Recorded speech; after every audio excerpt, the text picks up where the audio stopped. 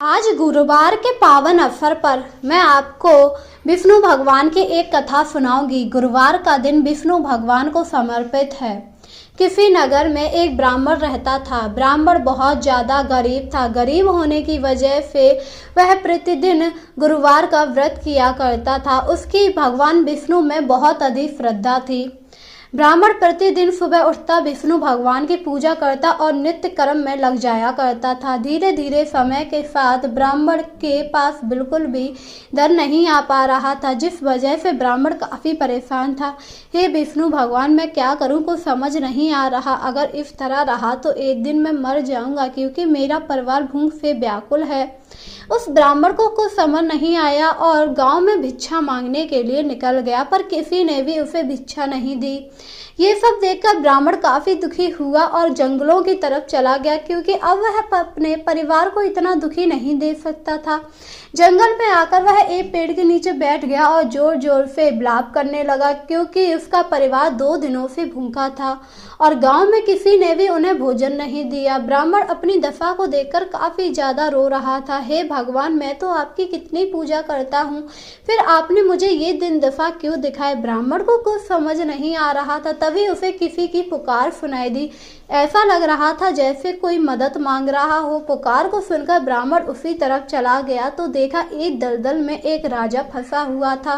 उसे फंसा हुआ देखकर ब्राह्मण काफी ज्यादा परेशान हुआ और उसने कहा, हे राजन, आप यहाँ कैसे फंस गए? मैं शिकार खेलने आया था, अचानक से मेरा घोड़ा दलदल में चला गया। मेरा घोड़ा तो मर गया, पर मुझे बचा लो। यह सुनकर ब्राह्मण काफी ज्यादा परेशान हुआ। उससे कुछ समझ नहीं आ रहा था वह राजा को किस प्रकार बचाए। उसने इधर उधर देखा, पर वहां कुछ भी नहीं था और उसने कहा, हे राजन, मैं आपको किस प्रकार निकालूं? जल्दी से निकालो, वरना मैं मर जाऊंगा।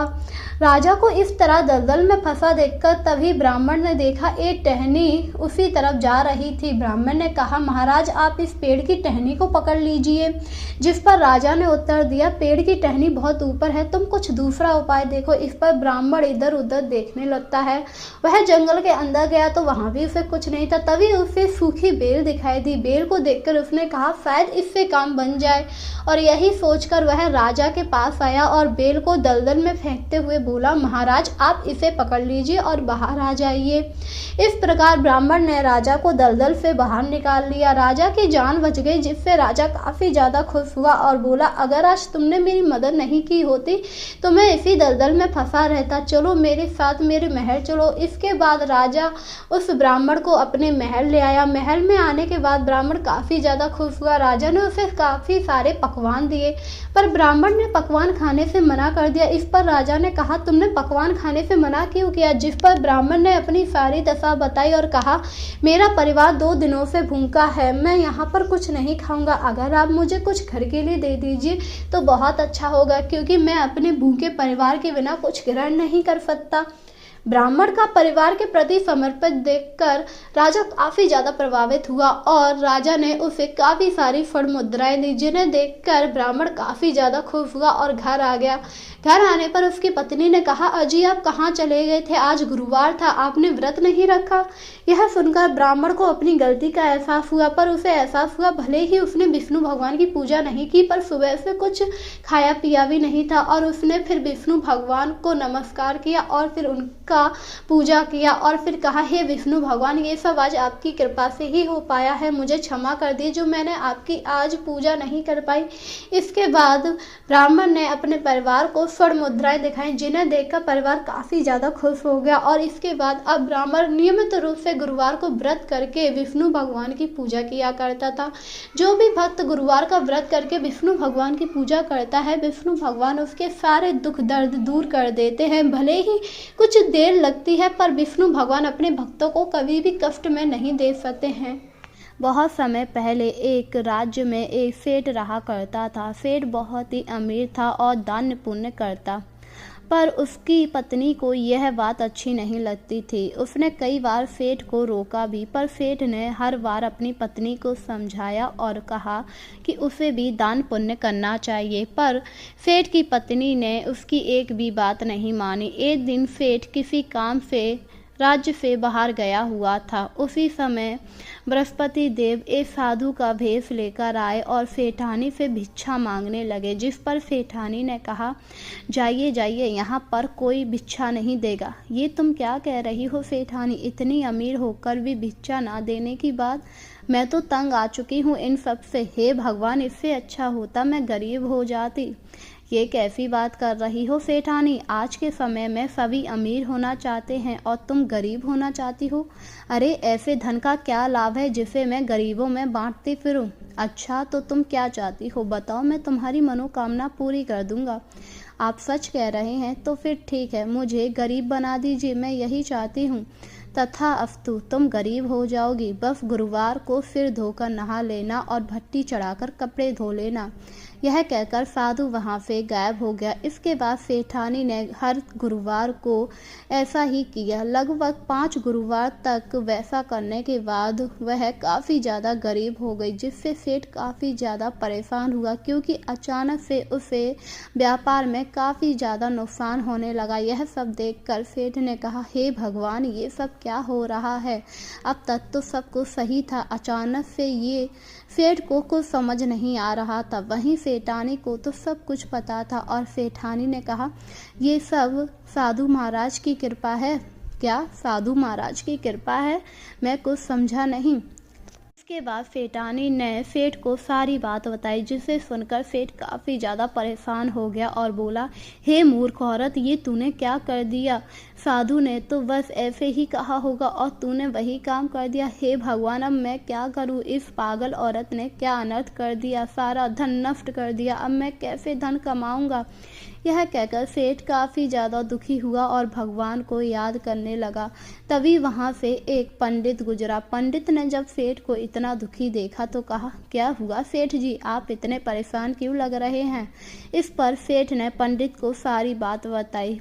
सेठ की बात सुनकर पंडित ने कहा, अच्छा, आपकी पत्नी ने ऐसा किया है तो आपको इसका उल्टा करना चाहिए।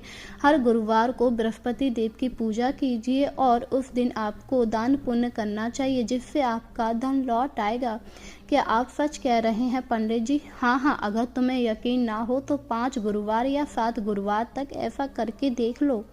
पंडित की बात सुनकर सेठ काफ़ी ज़्यादा खुश हो गया और उसने पंडित के बताए नियमों के अनुसार 5 गुरुवार तक बृहस्पति देव का विधि पूर्वक पूजा अर्चना और कथा सुनी, जिससे उसका धीरे धीरे धन वापिस आने लगा। यह देखकर सेठ काफ़ी ज़्यादा खुश हुआ, पर सेठानी को इस बात की बिल्कुल भी खुशी नहीं थी और उसने कहा, मैं ये सब नहीं देख सकती हूँ, मैं तो यहाँ से जा रही हूँ। हाँ, जाओ, तुम्हें भी पता लग जाएगा, बिना धन के कुछ नहीं है। यह कहकर सेठानी घर छोड़कर चली गई, जिससे सेठ थोड़ा दुखी हुआ, पर उसे पता था सेठानी जल्द ही लौट आएगी और उसे पैसों की अहमियत पता लग जाएगी। वहीं सेठानी इधर उधर भटक रही थी, उसे कुछ समझ नहीं आ रहा था। वह अपने मायके पहुंची तो देखा मायके में कोई नहीं था, सब लोग घूमने गए थे। यह देखकर सेठानी थोड़ी परेशान हुई और बोली, अरे मेरे घर वाले कहाँ चले गए, अब मैं क्या करूं। यही सोचकर वह अपनी मुंह भोली भाभी के घर गई, जहां पर उसने देखा उसकी भाभी खाना बना रही थी। जब उन्होंने सेठानी को देखा तो कहा, अरे आओ आओ नंदरानी, बड़े दिनों बाद आना हुआ, क्या हो गया। इस पर सेठानी ने अपनी मुंह भोली भाभी को सारी बात बताई, जिसे सुनकर भाभी भी काफ़ी ज़्यादा हैरान हुई और बोली, ये आपने क्या किया। आपको धन से मतलब नहीं है, बल्कि आपको धन बेकार लगता है। हाँ, और क्या, जिस धन को बांटा जाए वो बेकार ही होता है। तो फिर मेरे पास भी आपको खिलाने के लिए कुछ नहीं है, क्योंकि मैं भी इस तरह लोगों को बांट नहीं सकती हूँ, जाइए आप यहाँ से। यह कहकर उसने सेठानी को घर से बाहर निकाल दिया, जिससे सेठानी काफ़ी ज़्यादा दुखी हुई। उन्होंने 1-2 घर में और भिक्षा मांगी, पर किसी ने भी उन्हें कुछ नहीं दिया। तभी बृहस्पति देव फिर से साधु का रूप लेकर आए और बोले, अरे सेठानी, आज तो तुम भी भिक्षा मांग रही हो, इतने बुरे दिन आ गए तुम्हारे। मुझे माफ़ कर दीजिए साधु महाराज, मुझसे बहुत बड़ी गलती हो गई। मैंने आपके द्वारा बताई गई विधि को किया था, जिससे मैं बहुत गरीब हुई, पर फिर पंडित ने मेरे पति को बताया, जिससे वो अमीर हो गए हैं, पर मुझे अमीरी रास नहीं आई और मैं घर छोड़कर चली आई, इसीलिए मेरी ये दुर्दशा हुई है। अरे तो इसमें माफ़ी मांगने की क्या बात है, तुम बृहस्पति देव का नाम लो, तुम्हारे पति तुम्हें स्वीकार कर लेंगे। हाँ हाँ, ये तो मुझे पता है, पर मैं उनके सामने किस मुख से जाऊंगी? मैंने उनसे काफ़ी उल्टा सीधा कहा है। अगर मैं वहाँ गई तो मैं उनसे नज़रें नहीं मिला पाऊंगी। अब जब तुम्हें अपनी गलती का एहसास है तो तुम्हें अपने पति से माफ़ी मांग लेनी चाहिए, सब कुछ सही हो जाएगा। साधु की बात सुनकर सेठानी दोबारा से घर लौट कर आई, जहाँ पर उन्होंने देखा सेठ अब काफ़ी ज़्यादा अमीर हो गया था। यह देखकर वह काफ़ी हैरान हुई। तभी सेठ ने सेठानी को देखा और कहा, आ गई तो मुझे तो उम्मीद नहीं थी इतनी जल्दी आ जाओगी। मुझे माफ़ कर दीजिए, मुझसे बहुत बड़ी गलती होगी। मुझे समझ आ गया है धन की कीमत क्या होती है। हाँ हाँ, मुझे सब पता है। चलो आओ घर के अंदर। मैं भी नहीं चाहता था कि तुम मुझे छोड़कर जाओ, पर मैंने तो तुम्हें जाने दिया जिससे पता लग सके कि जो दूसरों को नहीं दे सकता है उसे भगवान भी कुछ नहीं देते हैं। यह सुनकर सेठानी को अपनी भूल का एहसास हुआ। इसके बाद वह भी सेठ के साथ मिलकर गरीबों में दान करने लगी, जिससे धीरे धीरे वह लोग और अमीर होते जा रहे थे और बृहस्पति देव की कृपा से और वह लोग काफ़ी ज़्यादा खुश थे। तो इस तरह जो भी भक्त बृहस्पति देव की विधि पूर्वक पूजा करके दान पुण्य करता है उस पर बृहस्पति देव की कृपा होती है।